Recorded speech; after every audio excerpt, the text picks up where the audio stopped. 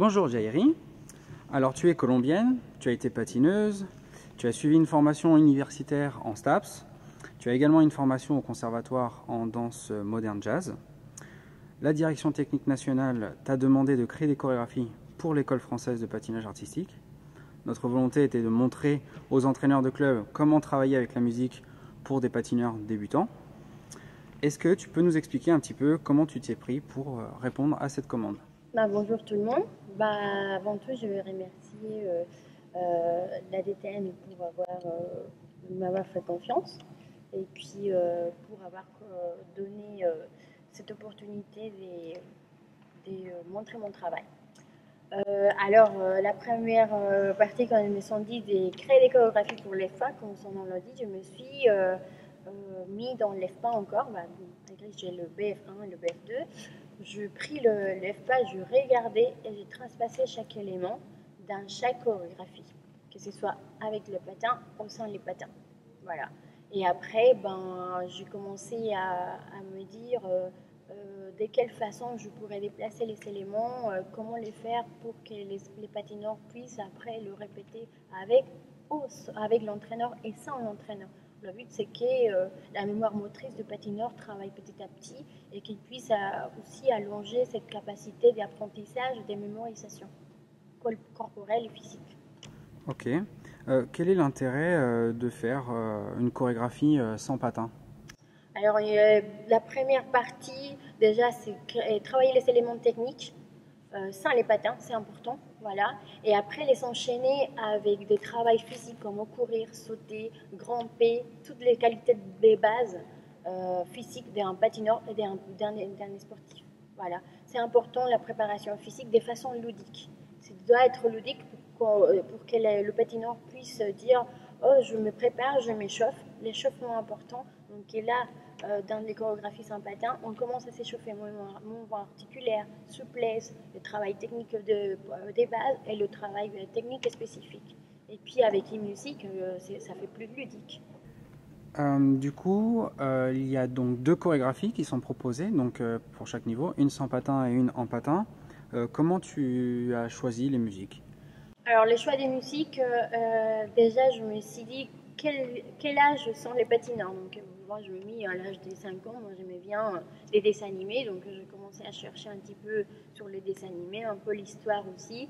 Qu'est-ce qui est plus ancien, qu'est-ce qui est plus moderne, qu'est-ce qu'on écoute plus, qu'est-ce qu'on écoute le moins.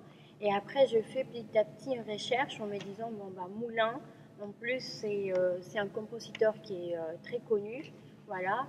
En même temps, ça va faire une richesse historique dans les patineurs. Après, plus on évolue dans les patins, vous allez voir, plus on évolue aussi dans la musique, dans l'ancienneté de la musique, pour que le patineur puisse après faire sa recherche.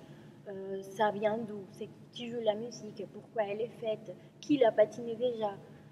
Du coup, je fais le choix en fonction à l'âge et puis en fonction à le côté ludique. Quand on les dit à l'enfant, oui, on va patiner Moulin, on va patiner la sirène, on va patiner Pirates des Caraïbes, ils sont super contents parce qu'ils ont une identité dedans déjà avec les films en fait. Qu'est-ce que peut apporter ce type d'enchaînement en musique Très important, le travail rythmique. Voilà, le patineur ne va pas aller à bouger ses bras dans tous les sens sans une rythmique, sans une vitesse. Voilà. Euh, la, le travail mental.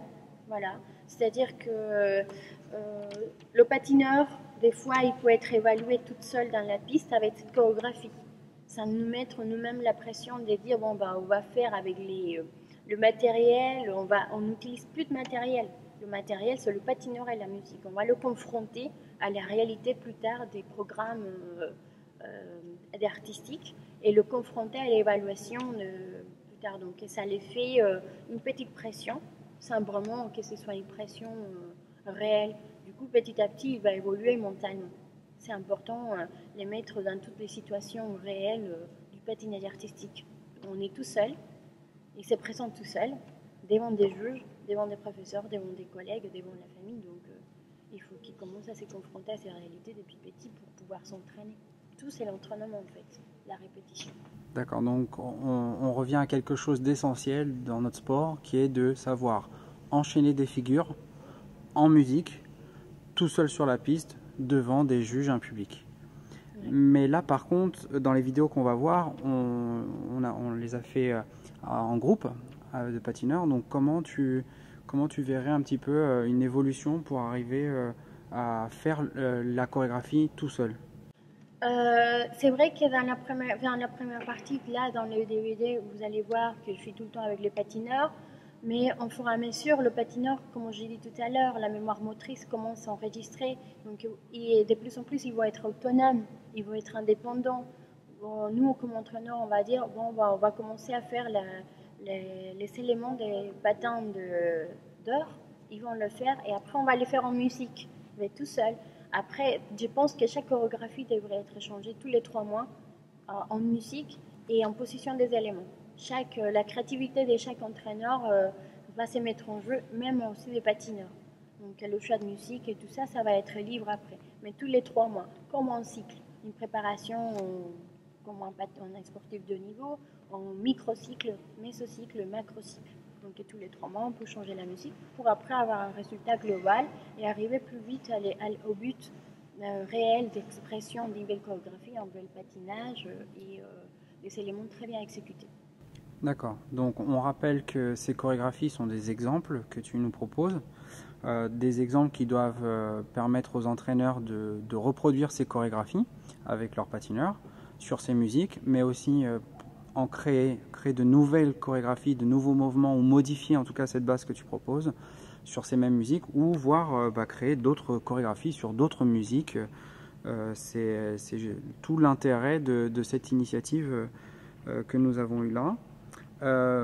Alors peut-être pour aider les entraîneurs s'ils étaient amenés à créer des chorégraphies, comment toi tu t'y es prise pour faire des choix dans la gestuelle que tu proposes sur ces différentes chorégraphies? C'est vrai que j'ai des bases de patinage, mais dans les chorégraphies, par exemple, sans patin, pareil, je m'appliquais à l'espace en patin. J'ai essayé de mettre des éléments comme le guaf, voilà, simplement m'appuyer là-dessus pour pouvoir euh, créer la chorégraphie sans patin. Après, c'est vrai qu'il y a des mouvements des bras et des positions des danses des classiques, parce que pour moi, la classique, c'est la base de toutes les danses et même du patinage artistique. Donc, je me suis appliquée, je suis allée faire la recherche, j'ai des bases aussi, et je mis en fur et à mesure certains éléments, certains mouvements qui ont pu faire la construction de la chorégraphie sans patin. Voilà. Mais je pense que c'est riche, autant pour l'entraîneur et pour le patineur, avoir un vocabulaire de plus en plus riche à niveau des postures des bras, une position 1, 2, 3 des danses classiques. Parce que c'est la base de notre patinage. Eh bien, nous te remercions pour ce travail. Nous espérons qu'il sera très utilisé par les entraîneurs dans les clubs et que ça va en inspirer plus d'un. Et nous avons hâte de voir donc ces chorégraphies. Merci Jairi. Merci à tout le monde. Au revoir. Au revoir.